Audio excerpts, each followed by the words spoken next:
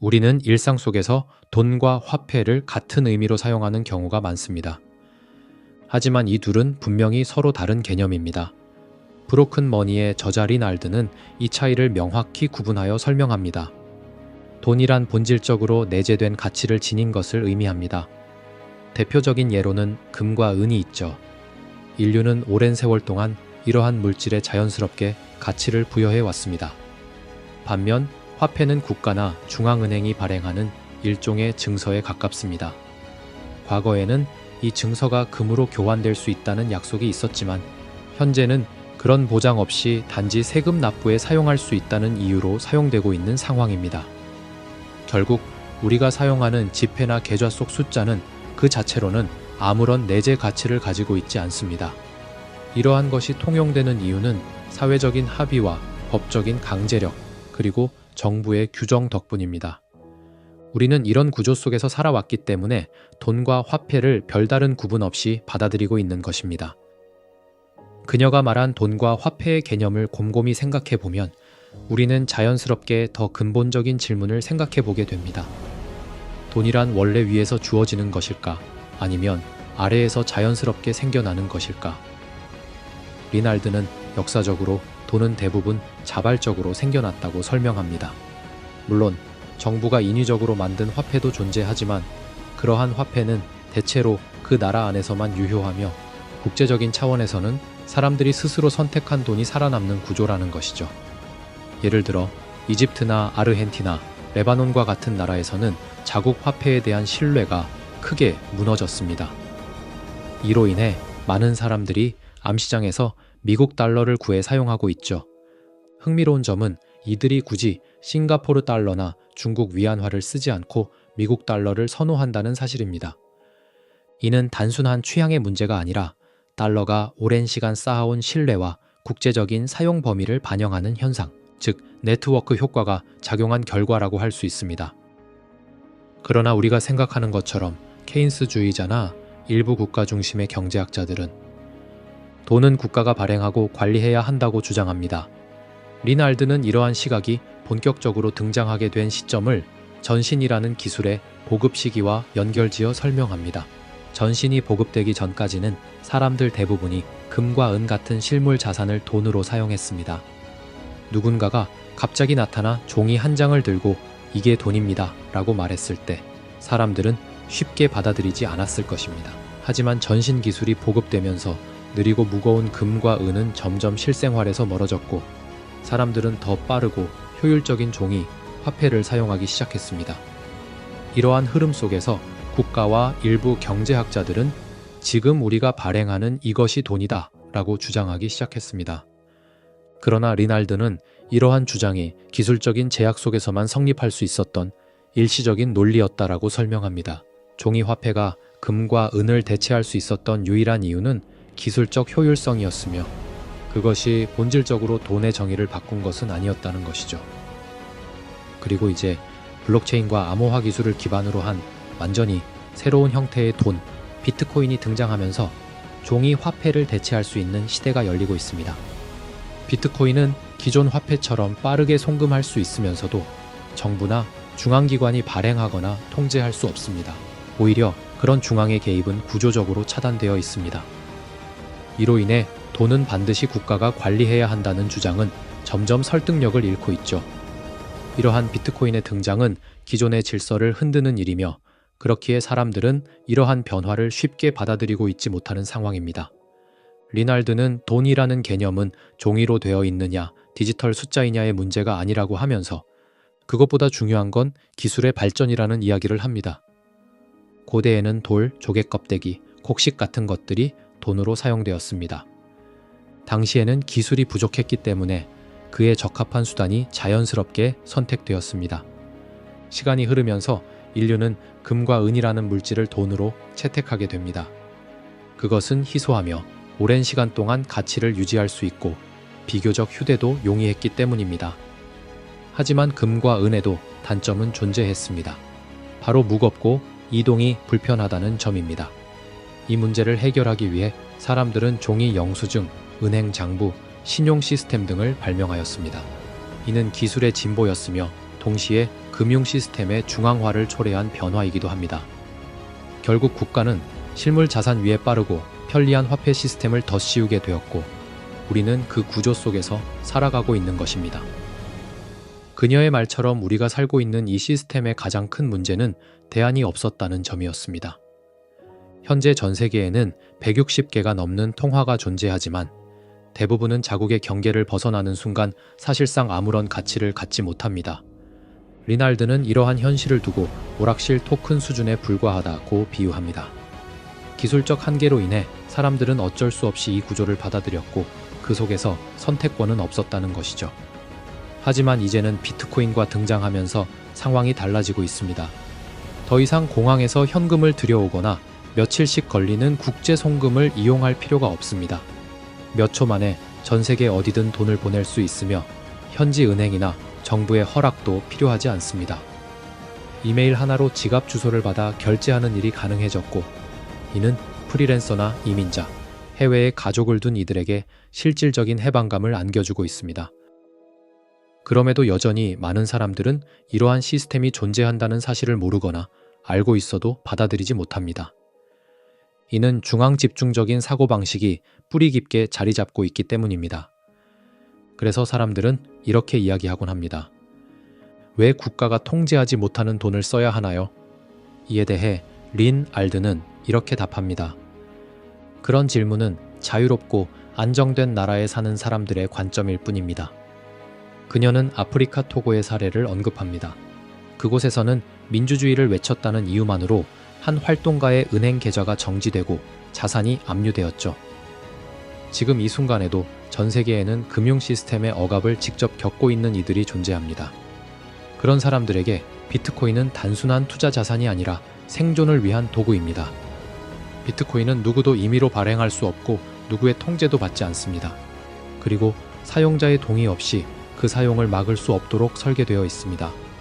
사용자가 직접 자산을 보관할 수 있으며 검열에 저항할 수 있다는 점에서 이는 지금까지 존재해온 그 어떤 화폐보다도 자유롭고 강력한 수단입니다. 리날드는 비트코인이 프라이버시 문제도 해결해 줄 수 있다고 말합니다. 과거에는 누군가의 사생활을 들여다보려면 막대한 시간과 비용이 들었지만 지금은 디지털 기록과 인공지능 분석 기술을 통해 손쉽게 추적이 가능합니다. 이제는 프라이버시가 기본값이 아니라 공개가 기본값이 된 시대인 것이죠. 이러한 환경 속에서 암호화 기술은 디지털 세계에서 문과 벽의 역할을 하게 됩니다. 그리고 비트코인은 바로 돈의 영역에서 그런 기능을 수행합니다. 검열 저항성이 기본값으로 설계된 이 시스템은 기존 화폐와는 본질적으로 차원이 다른 구조를 가지고 있습니다. 리날드는 우리가 비트코인을 바라볼 때 단순히 돈이나 기술의 문제만을 생각해서는 안 된다고 이야기합니다. 비트코인은 그런 것들을 넘어 권력의 분산, 책임의 공유, 그리고 개인의 자유에 관한 이야기를 담고 있기 때문이죠. 비트코인은 단순한 결제 수단이 아닙니다.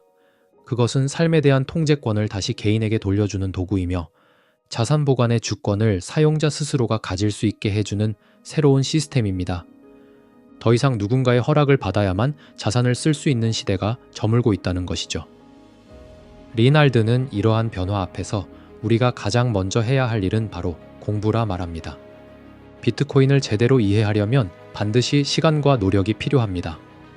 처음에는 어렵고 낯설게 느껴질 수 있지만 직접 하드웨어 지갑을 사용해보고 온체인 전송이나 라이트닝 네트워크 결제를 경험해본다면 그 구조와 철학을 자연스럽게 이해할 수 있게 될 것입니다. 마지막으로 그녀는 이렇게 말합니다. 비트코인은 단지 돈을 더 잘 벌기 위한 수단이 아닙니다. 이것은 더 나은 세상을 만들기 위한 도구이며 미래를 바꾸는 철학이자 하나의 운동입니다. 이번 영상 속 리날드의 이야기처럼 우리는 기존에 가지고 있던 돈에 대한 고정관념을 바꿔야 할 시기가 왔습니다. 이전까지는 우리가 선택권을 가지고 있지 않았지만 이제는 누군가의 강요나 통제가 아닌 스스로 선택할 수 있는 자유를 가지고 돈을 사용할 수 있게 됐기 때문입니다. 비트코인은 돈이 될 수 없다 라고 이야기하는 사람들의 이야기를 맹신하기보다 왜 비트코인이 돈이 될 수 있는지를 공부해 보시길 바랍니다. 돈의 역사를 따라가면서 돈이 가지고 있는 특성들을 알고 직접 비트코인을 돈으로 사용하다 보면 피앗머니 시스템이 만들어 놓은 매트릭스 속에서 우리는 두 눈이 가려진 채 살아가고 있었다는 사실을 깨달을 수 있으실 겁니다. 돈은 누군가로부터 주어지고 강요받는 재화가 아닙니다. 돈은 사람들의 자유의지로 시장에서 선택되는 것이며 누구나 그것의 가치를 저장하고 교환의 매개로 사용할 수 있는 자유를 가져야 합니다. 여러분이 지금 그런 자유를 가지고 있는지 곰곰이 생각해 보시길 바랍니다. 그리고 진짜 여러분의 인생에 자유를 가져다 줄 돈인 비트코인에 여러분의 소중한 가치를 저장하고 사용해 보시길 바랍니다.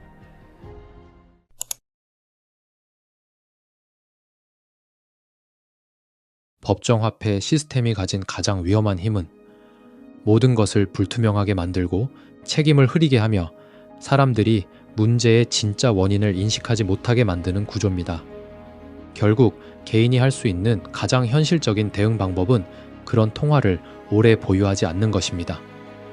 다른 사람들이 쉽게 가치 훼손을 할 수 있는 자산에 내 부를 보관하지 않는 것. 그것이 우리가 할 수 있는 최선의 선택입니다. 브로큰 머니의 저자 린 알든.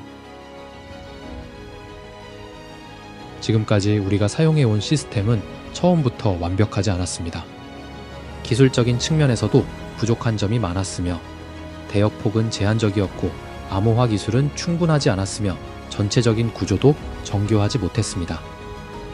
이러한 문제들은 시간이 지날수록 점점 더 뚜렷하게 드러나기 시작했습니다. 시스템이 점점 불안정해지면서 그동안 숨어있던 단점들이 하나둘씩 드러나기 시작한 것입니다. 그리고 이제 많은 사람들이 그 문제를 직접 체감하고 있습니다. 지금의 금융 시스템은 다음과 같은 전제를 기반으로 작동하고 있습니다. 가장 근본이 되는 돈 자체는 비효율적이므로 그 위에 더 효율적인 계층을 덧붙여야 한다. 이 계층들은 대부분 정부가 통제할 수 있는 구조로 설계되어 있습니다. 왜냐하면 시스템이 중앙화될수록 정부가 개입하거나 조정하기가 훨씬 쉬워지기 때문입니다. 사람들이 지금도 중앙화된 원장을 사용하는 이유는 그동안 더 나은 대안이 존재하지 않았기 때문입니다. 하지만 비트코인은 완전히 다른 방식의 돈입니다. 가치를 마음대로 떨어뜨릴 수 없는 돈, 국경을 자유롭게 넘나들 수 있는 돈, 그리고 누구도 쉽게 막을 수 없는 돈입니다. 그게 바로 비트코인입니다. 단순하지만 매우 중요한 특징들입니다. 우리가 돈이라는 시스템을 100번 다시 설계한다 하더라도 결국 비슷한 결론에 도달하게 될 것입니다. 언제나 권력은 돈을 통제하려 들고 사람들은 그에 맞서 더 나은 형태의 돈을 찾게 될 것이기 때문입니다. 그래서 저는 돈의 흐름을 100번 반복하게 된다면 결국에는 비트코인과 같은 시스템이 반드시 등장할 수밖에 없다고 생각합니다. 기술의 흐름은 사실상 거의 정해져 있습니다. 예를 들어 인류의 역사를 100번 반복한다고 해도 자전거가 자동차보다 먼저 등장하고 자동차가 비행기보다 먼저 나올 것입니다. 왜냐하면 새로운 기술은 언제나 기존 기술 위에 쌓여서 발전하기 때문입니다. 이러한 원리는 정보 전달 기술에도 똑같이 적용됩니다. 전신이 발명되기 전까지는 정보는 사람이나 배, 말이 이동하는 속도만큼만 전달될 수 있었습니다. 돈을 보내는 것도 마찬가지였죠. 실제로 종이나 금속으로 된 실물을 물리적으로 옮겨야만 했습니다. 그래서 그 시대에는 돈을 좀 더 빠르게 전달하기 위한 여러 시도가 있었습니다. 예를 들어 책 인쇄 기술, 문서 암호화, 종이 채권 같은 것들이 그러한 목적에서 나왔습니다. 하지만 전신의 등장은 모든 것을 바꾸었습니다. 정보는 거의 즉시 전달될 수 있게 되었지만 돈은 여전히 느리게 움직이고 있었습니다. 결국 정보와 돈의 속도 사이에 큰 간극이 생긴 것입니다. 전신은 1830년대에 발명되었고 1860년대부터 본격적으로 보급되기 시작했습니다. 하지만 완전히 보급되기까지는 20세기 초까지 시간이 걸렸습니다. 그 이후로는 라디오, 전화, 인터넷 등 점점 더 빠른 소통 수단들이 등장하면서 세상은 빠르게 바뀌었습니다. 그럼에도 불구하고 우리는 여전히 실시간으로 거래는 가능하지만 정산은 느리고 복잡한 과정을 거쳐야 했습니다. 그래서 어쩔 수 없이 중앙화된 원장, 즉 믿을 수 있는 은행이나 공공기관의 장부를 기반으로 거래를 하게 된 것입니다. 사람들은 이런 방식에 점점 익숙해졌고 결국에는 이게 돈이다 라는 인식이 형성되었습니다. 어느 순간부터 통화가 붕괴되더라도 다시 금으로 돌아가는 나라는 존재하지 않게 되었습니다. 현재 전 세계에는 약 200개국이 있지만 근본위제를 사용하는 나라는 단 한 곳도 없습니다. 사람들은 새로운 법정 화폐를 만들거나 미국 달러로 자산을 이동시키는 선택을 하고 있습니다. 그 이유는 명확합니다. 금은 물리적으로 이동하는데 시간이 걸리는 반면 달러는 빠르게 전송이 가능하기 때문입니다. 그러던 중 2009년에 그 간극을 메울 수 있는 기술이 처음으로 등장했습니다. 바로 빛의 속도로 정산이 가능한 디지털 자산, 비트코인이 세상에 나왔습니다. 저는 오래전부터 돈에는 일정한 문제가 존재해 왔다고 생각해 왔습니다. 초기 은행 시스템 역시 돈을 더 빠르게, 더 효율적으로 움직이기 위한 시도였습니다. 하지만 돈이 정말로 왜곡되기 시작한 시점은 전신이 보급되던 때부터였다고 봅니다. 이런 생각은 오랜 시간에 걸친 연구를 통해 서서히 형성된 것입니다. 그 전까지는 단지 인플레이션은 나쁘다거나 공공부채는 너무 많으면 위험하다는 정도의 인식만 가지고 있었습니다. 하지만 왜 그런 현상들이 반복해서 나타나는지, 왜 구조적으로 시스템이 고장나 있는지를 명확히 깨닫기까지는 오랜 시간이 걸렸습니다. 이 시스템이 작동하는 방식은 매우 미묘하고 교묘하게 스며들어 있기 때문에 사람들이 쉽게 알아차리기 어렵습니다. 개발도상국에서는 그나마 사람들이 자각하는 경우가 많은 편이지만 선진국에서는 이러한 문제가 더 깊이 감춰져 있는 경우가 많습니다. 그리고 여기에는 우리가 흔히 간과하고 있는 아주 중요한 전제가 하나 있습니다. 우리가 간과하고 있는 중요한 점 중 하나는 바로 기준 통화 단위에 대한 고정관념입니다. 예를 들어 미국에서는 자주 이직한 사람들이 같은 직장에서 오랜 시간 근무한 사람들보다 평균 연봉이 더 높은 경우가 많습니다. 이건 직관적으로 이상한 일입니다. 보통은 한 직장에서 오래 근무하고 숙련도를 쌓은 사람이 더 많은 보상을 받아야 자연스러운 구조일 것입니다. 그런데 현실은 그렇지 않습니다. 그 이유는 미국의 통화 공급량이 연평균 약 7%씩 증가하고 있기 때문입니다. 물론 최근 몇 년은 조금 더 큰 변동이 있었지만 장기적인 평균은 그 정도 수준입니다. 이게 무슨 의미일까요? 만약 여러분의 연봉이 매년 6에서 7%씩 오르지 않고 있다면 사실상 경제에서 차지하는 지분은 점점 줄어들고 있는 셈입니다. 돈이 계속 풀리면서 여러분의 구매력은 서서히 희석되고 있는 것입니다. 그래서 많은 사람들이 3에서 4% 정도 연봉이 오르면 나름 괜찮다고 느끼지만 사실은 꾸준히 뒤처지고 있는 상황입니다. 이런 흐름에서 벗어나기 위해서는 새로운 직장으로 이직하고 초기 협상 단계에서 연봉을 대폭 올리는 방법 외에는 달리 선택지가 없습니다. 반대로 통화가 줄어드는 디플레이션 환경에서는 상황이 완전히 달라집니다. 같은 연봉을 계속 받더라도 시간이 지나면 구매력이 자연스럽게 증가하게 됩니다. 이런 환경에서는 근로자 입장에서 훨씬 유리한 구조가 형성됩니다. 많은 사람들이 인플레이션이 단지 저축에만 영향을 준다고 생각하지만 실제로는 훨씬 더 넓은 범위에 영향을 줍니다. 예를 들어 식당을 운영한다고 가정해보세요. 물가가 안정된 환경이라면 메뉴판을 자주 바꿀 필요가 없습니다. 하지만 물가가 자주 변하면 메뉴 가격도 자주 바뀌어야 하고 메뉴판도 계속 수정해야 합니다. 이런 작은 변화들이 운영자에게는 시간과 비용이라는 부담으로 쌓이게 됩니다. 이런 일은 단순히 식당에만 해당되는 것이 아닙니다. 기업 간 계약에서도 마찬가지입니다.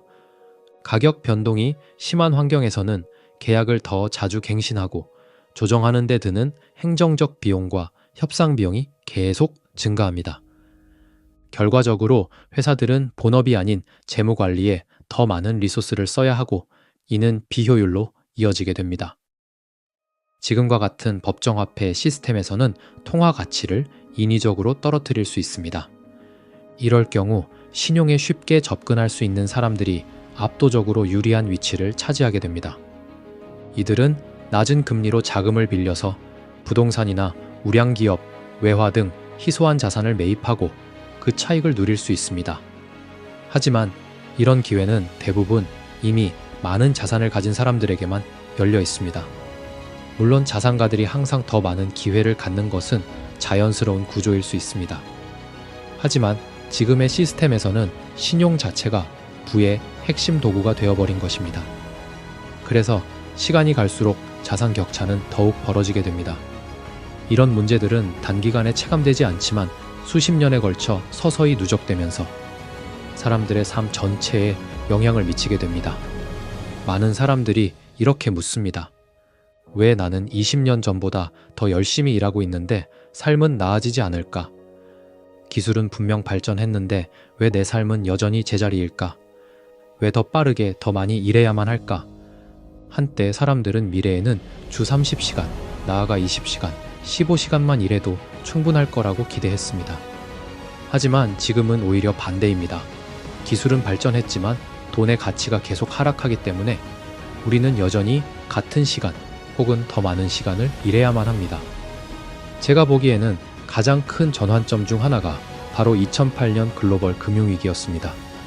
하지만 그 이전에도 수세기 동안 돈과 관련된 문제나 마찰은 대부분 중앙화라는 방식으로 해결되어 왔습니다.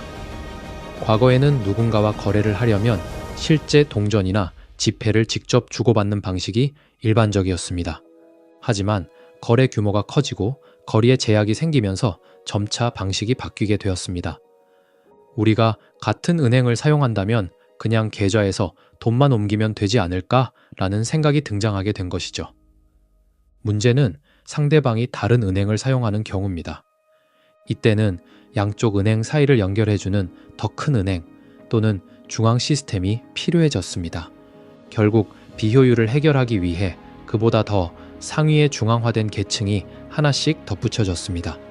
그 결과 지금은 개인이 사용하는 소매은행, 소매은행을 감독하는 중앙은행, 각국의 중앙은행들을 조율하는 국제결제은행, 그리고 세계 기축통화를 관리하는 미국 연방준비제도까지 총 4단계 정도의 중앙화된 금융구조가 자리 잡게 된 것입니다. 이 구조는 시간이 흐를수록 점점 더 강화되었고 지금 이 시대에 이르러서는 마치 당연한 표준처럼 여겨지고 있습니다. 그리고 이 구조를 본격적으로 강화하게 만든 역사적 계기 중 하나가 바로 1971년 미국의 근본위제 폐지입니다. 당시 미국은 금에 대한 달러 교환을 중단하면서 완전히 법정화폐 체제로 전환했습니다. 그 이후로 1970년대는 매우 혼란스러웠습니다. 물가가 급등하고 경제적 불확실성도 커졌습니다. 미국은 외국들이 자국 통화를 계속 원하게끔 유도하고 동시에 이자율을 높여 통화 체계를 유지하려 했습니다. 하지만 그런 방식은 마치 시한폭탄처럼 작동하는 구조였습니다. 즉, 시스템을 유지하기 위해 계속해서 더 많은 부채를 쌓고 자원을 소모해야만 했던 것입니다. 그리고 그런 방식이 지금까지도 40년 넘게 이어지고 있습니다. 중간중간 문제가 터질 때마다 중앙은행은 늘 같은 방식으로 대응해 왔습니다. 바로 유동성을 공급하고 금리를 낮추는 것이었습니다. 예를 들어 1987년에 주식시장이 붕괴됐을 당시 연준 의장은 미국 주요 은행들에게 직접 전화를 걸며 말했습니다. 필요하면 언제든 유동성을 공급하겠다. 이러한 발언은 시장에 안도감을 줬고 결국 시장은 반등했습니다. 1990년대 말에는 닷컴 버블이 형성되었고 동시에 롱텀 캐피털 매니지먼트라는 거대한 헤지펀드가 무너지면서 위기가 닥쳤습니다. 이때도 연준은 개입했습니다.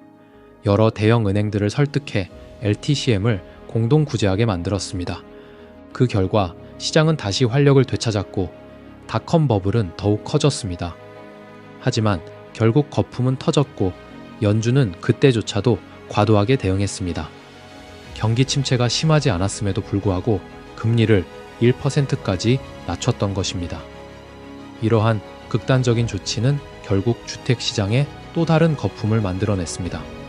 그리고 그 거품이 또 터졌을 때는 더 이상 민간 부문이 문제를 떠안을 수 없는 상황이 되었습니다.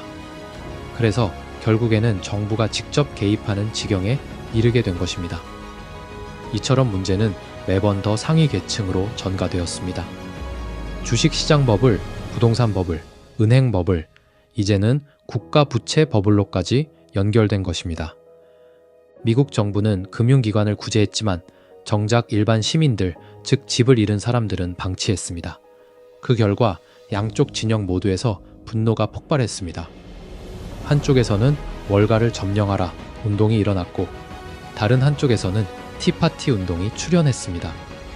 서로 정반대 진영이었지만 그 뿌리는 결국 같은 문제에서 비롯된 것이었습니다. 그 시기 이후로 세계 여러 나라들도 미국 중심의 시스템에 대해 점점 신뢰를 잃기 시작했습니다. 글로벌 금융위기 이전까지만 해도 전 세계의 중앙은행들은 보유한 금을 줄이는 추세에 있었습니다. 하지만 2009년을 기점으로 이 흐름은 완전히 바뀌었습니다. 그때부터 중앙은행들이 다시 금을 사들이기 시작한 것입니다. 이 변화는 단순한 재무 전략이 아니라 근본적인 시스템에 대한 신뢰 저하를 보여주는 매우 중요한 신호였습니다. 겉으로 보기엔 여전히 달러가 강하고 금융 시스템이 견고해 보이지만 속으로는 점점 더 많은 나라들이 우리는 달러에만 의존할 수 없다는 판단을 내리기 시작한 것입니다. 그래서 저는 2008년의 글로벌 금융위기가 많은 사람들에게 정신적 충격을 주는 각성의 계기였다고 생각합니다. 이 시스템은 생각보다 훨씬 더 깊게 망가져 있었구나. 그 사실을 집단적으로 인식하게 된 순간이었죠. 역사를 돌아보면 이런 상황은 반복되어 왔습니다. 어떤 문제를 해결하기 위해 새로운 기술이나 제도를 도입했는데 오히려 그로 인해 예상하지 못한 문제가 더 커지는 과도기가 찾아옵니다. 그리고 시간이 더 흐르고 나서야 비로소 그 문제를 진짜로 해결할 수 있는 기술이 등장하곤 했습니다. 고대사에서도 이런 예가 있었습니다. 인류가 구석기에서 신석기 시대로 넘어가면서 농경을 시작했을 때 오히려 평균 수명이 줄어들고 병에 더 쉽게 걸리며 치아 건강도 악화되었습니다. 그 이유는 사람들이 밀집된 공간에 살면서 위생 상태가 나빠지고 전염병이 퍼지기 쉬워졌기 때문입니다. 그럼에도 불구하고 농경은 더 많은 인구를 부양하고 더 큰 조직과 권력을 가능하게 했습니다. 하지만 분명한 희생이 있었던 것이죠. 그리고 훨씬 나중에야 깨끗한 물, 위생시설, 의약품 등의 기술이 등장하면서 삶의 질이 다시 향상되었습니다. 이 이야기를 하는 이유는 지금 우리가 겪고 있는 금융 시스템의 변화도 이와 매우 유사한 흐름을 보이고 있기 때문입니다. 우리는 전신, 전화, 인터넷 같은 기술을 통해 정보를 실시간으로 전달할 수 있는 시대에 들어섰습니다. 하지만 여전히 돈은 느리게 움직이고 있습니다.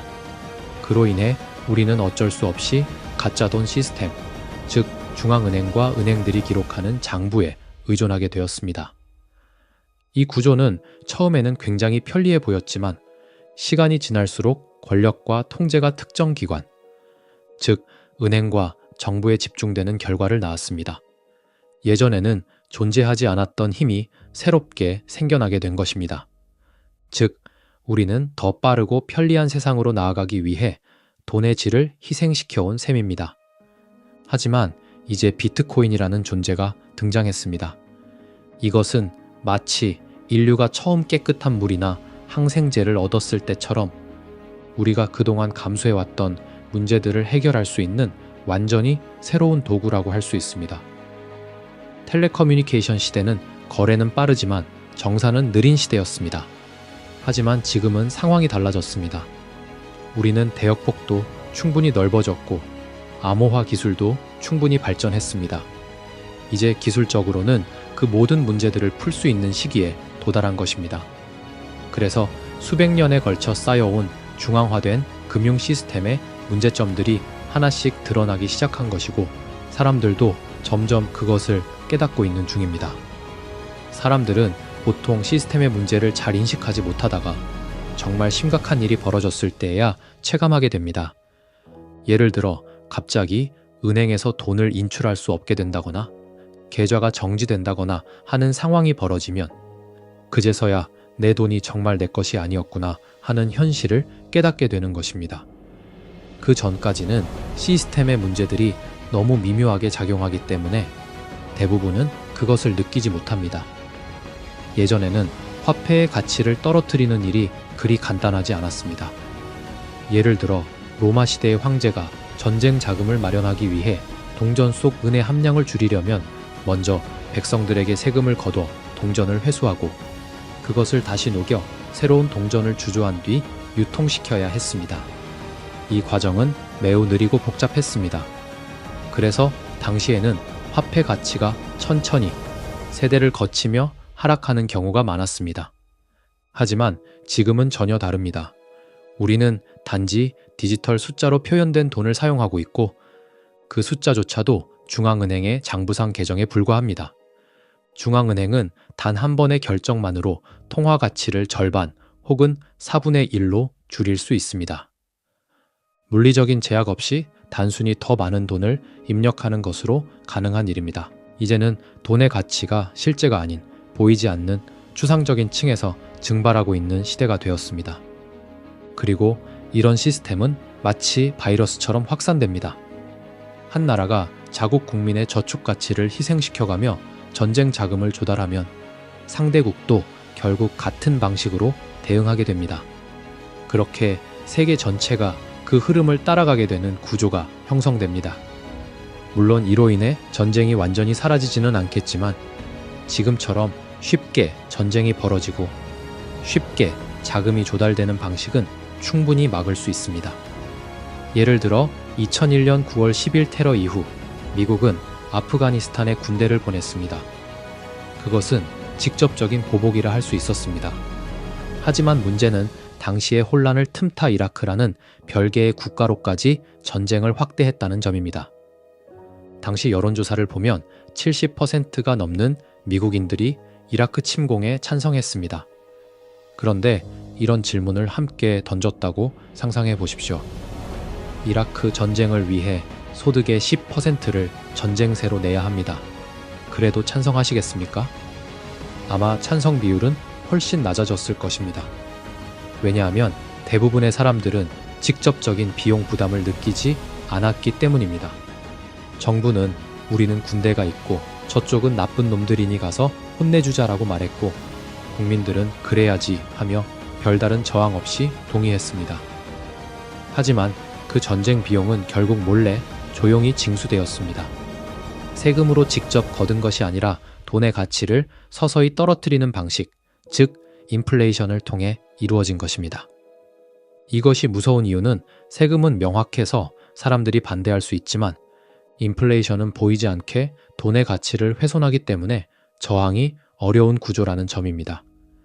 그래서 고대의 군주들도 세금을 올리는 대신 화폐의 함량을 줄였고 오늘날의 정부들도 같은 원리로 통화 가치를 희석시키고 있습니다.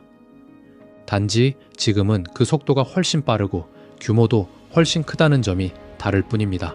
예를 들어 지금까지 테러와의 전쟁에 들어간 비용은 약 6조 달러이고 이자까지 포함하면 총 13조 달러에 이를 것으로 추정됩니다. 만약 그 당시에 이 전쟁 때문에 나중에 여러분의 월급 가치가 반토막 날 수도 있습니다. 라는 설명이 있었다면 많은 사람들이 동의하지 않았을 것입니다.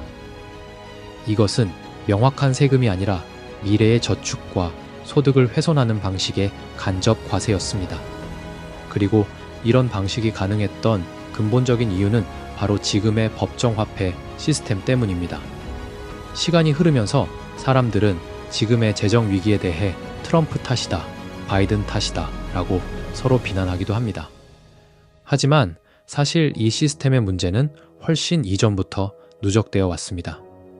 조지 부시 행정부가 이라크 전쟁을 결정했고 당시 상원과 하원 모두가 찬성표를 던졌던 그 시점이 중요한 분기점이었습니다. 또한 오늘날의 연금제도나 복지 시스템이 고령화 사회에 맞지 않게 설계되어 있다는 사실도 주요 원인 중 하나입니다. 하지만 이런 구조적인 문제들은 거의 언급되지 않습니다. 사람들은 단지 4년 혹은 8년 단위로 정치인을 평가하고 책임을 돌리기 때문입니다. 바로 이것이 법정화폐 시스템이 가진 가장 위험한 힘입니다. 모든 것을 불투명하게 만들고 책임을 흐리게 하며 사람들이 문제의 진짜 원인을 인식하지 못하게 만드는 구조인 것입니다. 그래서 결국 개인이 할 수 있는 가장 현실적인 대응 방법은 그런 통화를 오래 보유하지 않는 것입니다. 다른 사람들이 쉽게 가치 훼손을 할 수 있는 자산에 내 부를 보관하지 않는 것. 그것이 우리가 할 수 있는 최선의 선택입니다.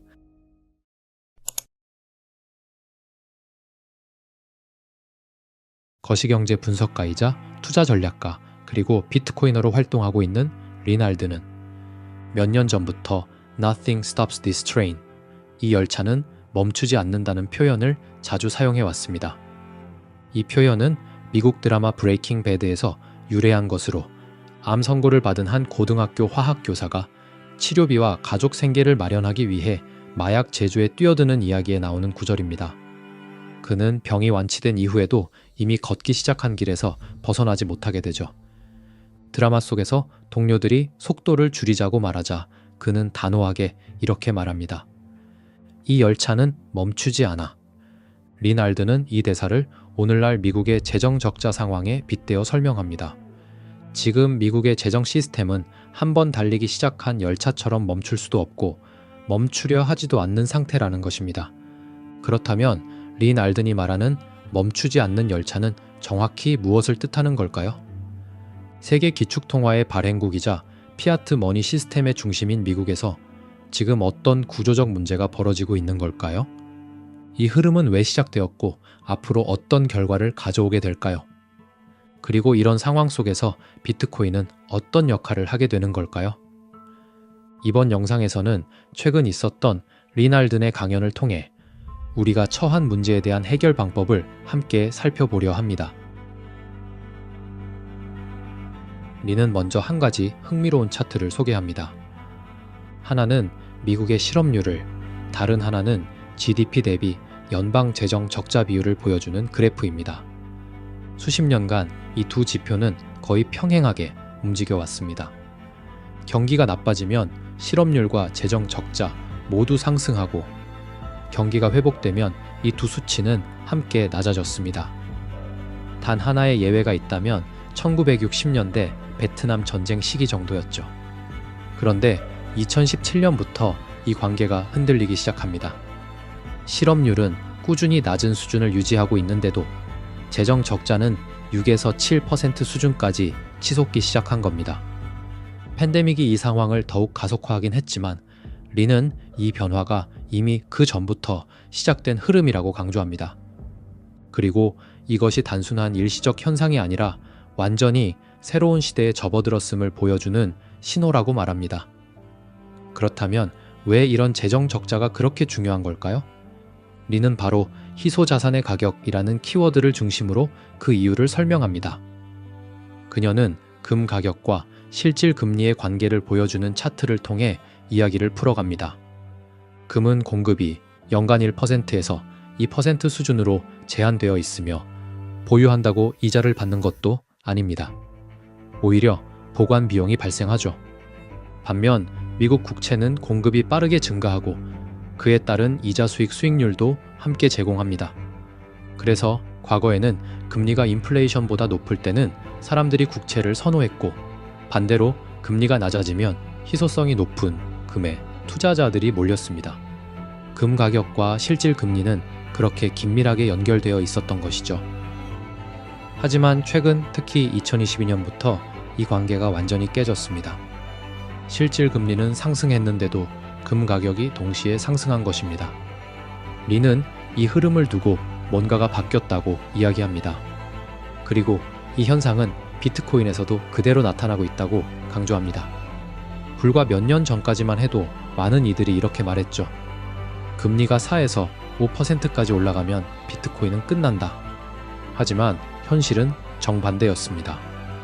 연준이 실제로 공격적으로 금리를 인상했고 그 여파로 몇몇 은행이 파산하기도 했습니다.